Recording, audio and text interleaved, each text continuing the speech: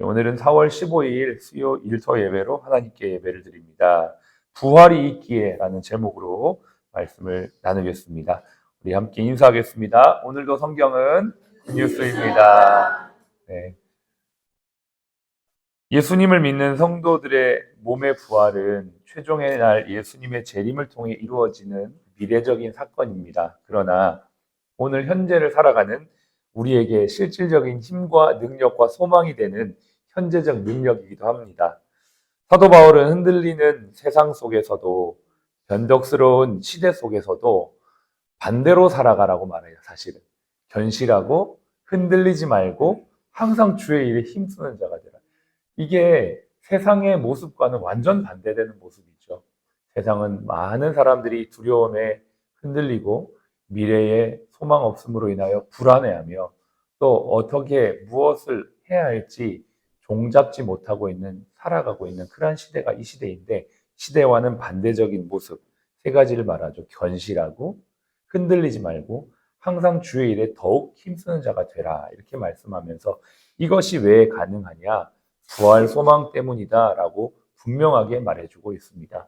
그렇습니다. 우리는 예수 그리스도의 십자가의 공로와 은혜를 힘입어 예수 그리스도의 자녀가 되어진 것뿐만 아니라 이제는 하나님의 자녀의 권세를 가진 부활의 사람, 부활 신앙으로 이 세상에 다시 오실 예수 그리스도를 전파하며 세상에 흔들리고 두려워하고 소망 없는 자들에게 말로, 삶으로, 일로 이 부활 소망 전하는 자들인 줄로 믿습니다. 우리 병원이 있는 이유는 바로 이것 때문입니다. 오늘도 우리가 이 아침에 예배를 드리는 분명한 이유는 이 부활 소망 우리 환자들에게, 사랑하는 동료들에게 전하기 위해서 우리가 이 자리에 있는 줄로 믿습니다. 저와 여러분이 어떻게 살아가야 될지 말씀을 통해서 조금 더 깊이 보겠습니다. 첫 번째, 견실하며라고 되어 있습니다. 이 견실하다라는 이 원어의 의미는 흔들리지 않는 기초 위에 자리 잡은 상태를 말합니다. 그러니까 내가 흔들리지 않고 이게 문제가 아니고요.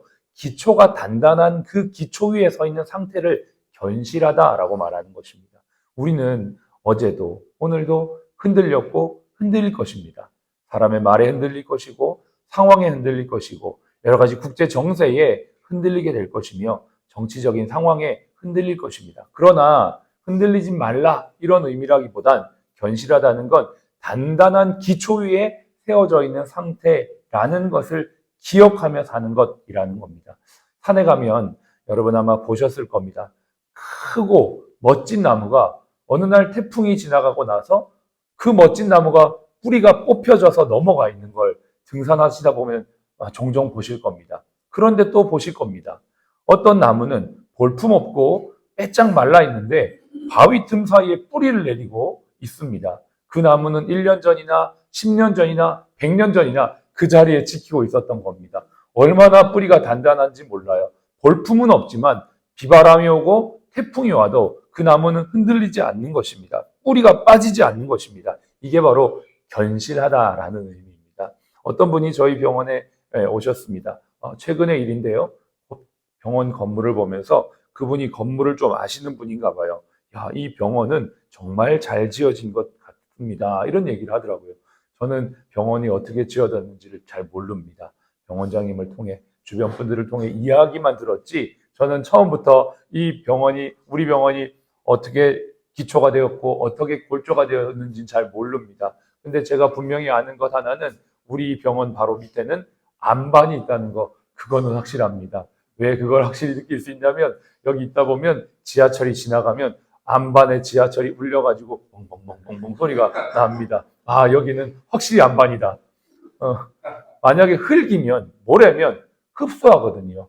소리를 다 흡수하고 충격 흡수하는데 안반이기 때문에 건물이 뻥뻥뻥뻥 하면 아, 지하철 가는가 보다.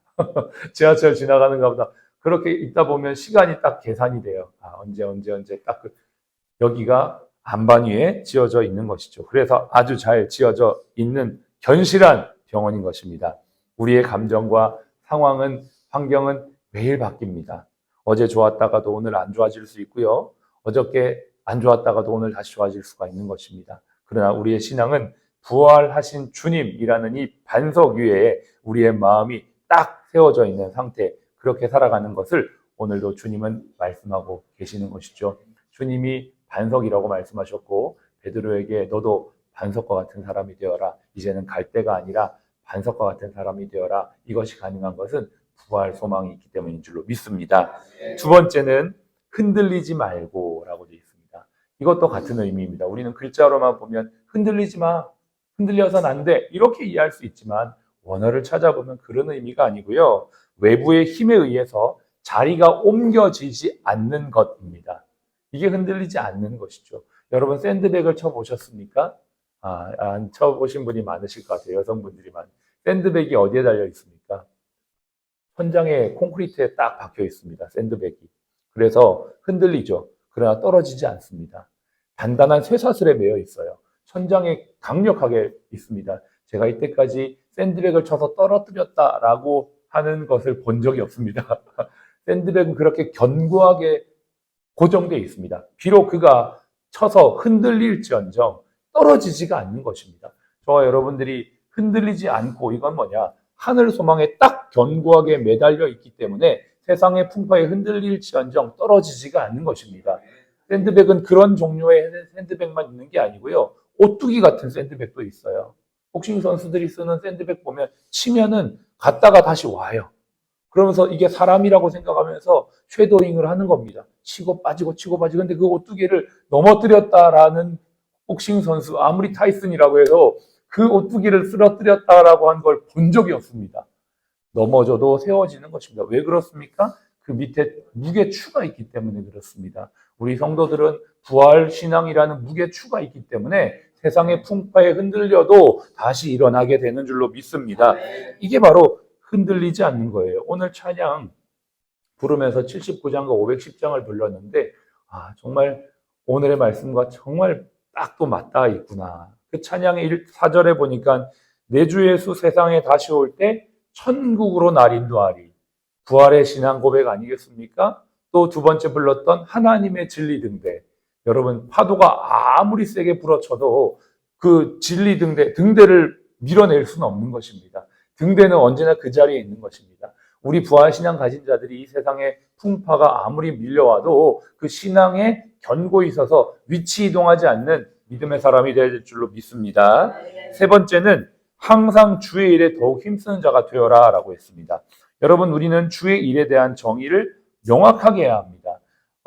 정말 우리의 생각 속에 깊이 뿌리 박혀 있는 게 뭐냐면 이분법적인 논리입니다. 이분법 신앙입니다.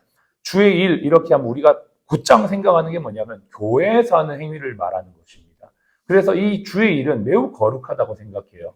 설교하는 일, 전도하는 일, 제자 훈련하는 일, 교회에서 교사로 봉사하는 일, 교회 예배당 청소하는 일, 강제당 닦는 일 이런 것들이 다 주의 일이죠. 그런데 이것만 주의 일이라고 생각하는 경향이 있는 겁니다. 제가 어떤 분은 이 강대상을 닦는 것을 너무 신성시하는 거예요. 너무 귀한 일입니다. 정말 중요한 자세입니다. 그러나 이 강대상 자체가 귀하거나 신성시되어서는 안 됩니다.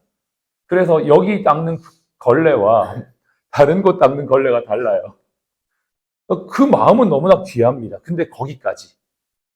그 귀한 마음은 거기까지입니다. 마치 여기가 다르고 저기가 다른 게 아니에요. 이 모든 것이 다 귀한 것이죠. 모든 것이 다 주의 일입니다. 여러분, 일터에서 하는 일도 주의 일입니다. 골로새 3장 23절 무엇을 하든지 죽게 하듯 하고 사람에게 하듯 하지 말라. 이게 그리스도인들의 자세입니다. 우리가 정말 주의 일이라는 것을 넓게 봐야 되죠. 교회에서 하는 일뿐만 아니라 일터에서 하는 일, 또 내 삶의 일상에서 하는 모든 것들이 주의 일입니다. 그래서 예수님께서는 마태복음에 우리의 삶에 대해서 너희는 세상의 빛이다 라고 말씀하며 우리의 삶의 행위, 우리가 정말 공의롭고 정직하고 바르고 진리 가운데 살아가야 되는 것, 이것이 바로 주의 일의 연장선이다라고 말씀을 하고 있는 것이죠. 미켈란젤로가 성당에서 그림을 그릴 때 그 유명한 예화가 있습니다. 벽화를 막 그리는데 정말 보이지 않는 아무도 관심 갖지 않은 구석진 곳까지 꼼꼼하게 그림을 그리는 모습을 보면서 친구가 물어보죠. 야, 누가 본다고 그렇게 고생하냐? 그 구석쟁이에는 아무도 보는 사람도 없고 아무도 관심이 없어. 그러니까 그냥 대충 색칠해도 돼. 그냥 사람들 잘 보이는 것만 멋지게 그려놓으면 돼. 라고 이야기하니까 하나님이 보신다네. 라고 대답을 했죠. 그렇습니다. 우리가 하는 일이 정말 주의 일이 되는 것은 무엇입니까? 주의 일, 말 그대로 주님 앞에서 하는 일이라는 의미입니다. 내가 아무도 보이지 않는 곳에서 또 아무도 인정해주지 않는 곳에서 일하지만 부활신앙 가진 사람들은 확실하게 믿습니다. 그걸 주님이 다 보고 있다는 것을. 여러분, 이게 그리스도인들의 일의 자세요, 일의 모습입니다. 우리 기독병원이 정말 기독병원으로 기독병원답게 기독병원의 일을 한다는 건 바로 주님의 소망을 가지고 주님 앞에서 일한다는 것이죠. 오늘 바울은 15장 이 부활장을 쭉 정리하면서 마지막 결론으로 58절을 소개하는 것입니다. 견실하며 흔들리지 말며 항상 주의 일에 더욱 힘쓰는 자가 되라. 이 더욱이라는 말을 우리가 기억할 필요가 있습니다. 내가 옛날에 10년 전에 내가 청년 때는 이렇게 했는데 지금 뭐 나도 다 해봤어. 이거 별로 의미 없는 이야기입니다.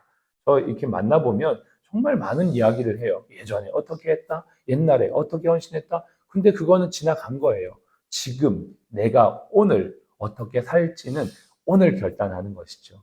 어저께 제가 예배 때 마지막 그런 말씀을 나눴습니다. 우리가 아침 예배를 드리지만 새벽 예배 같은 마음으로 함께 오시면 좋겠습니다. 그렇게 말씀을 나눴는데 몇몇 분들이 일찍 오셔가지고 같이 이렇게 기도하는 모습을 봤습니다. 너무나 힘이 되었습니다. 우리가 정말 주의 일을 한다는 것은 그러한 마음으로 하는 것 아니겠습니까? 계시록은 이렇게 말합니다. 여러분, 성경 맨 마지막 책이 요한계시록이거든요.